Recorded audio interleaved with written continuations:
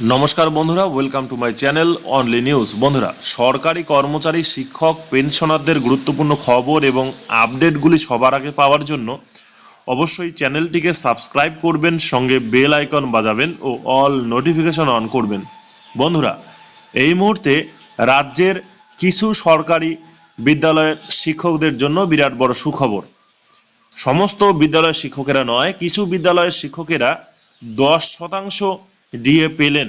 আমরা দেখে নেব সরকারি নোটিফিকেশন। তার আগে বন্ধুরা, আপনারা অবশ্যই ভিডিওটির সঙ্গে থাকবেন এবং ভিডিওটিকে লাইক করে ভিডিওটিকে বা চ্যানেলটিকে এগিয়ে নিয়ে যেতে সাহায্য করবেন। আমরা দেখে নেব কি বলছে এখানে। দেখুন, এখানে মার্ক করা রয়েছে Anglo Indian school, DA getting school, primary and secondary and non government Sanskrit tours in West Bengal.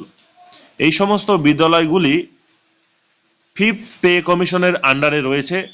অন্যান্য সরকারি কর্মচারীরা ষষ্ঠ বেতন কমিশনের আন্ডারে বেতন পান, আপনারা জানেন। কিন্তু এই সমস্ত বিদ্যালয়গুলি, শিক্ষা কেন্দ্রগুলি পঞ্চম বেতন কমিশনের অধীনে বেতন পান।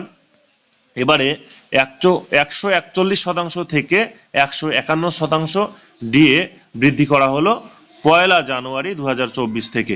ধন্যবাদ বন্ধুরা ভিডিওটি দেখার জন্য।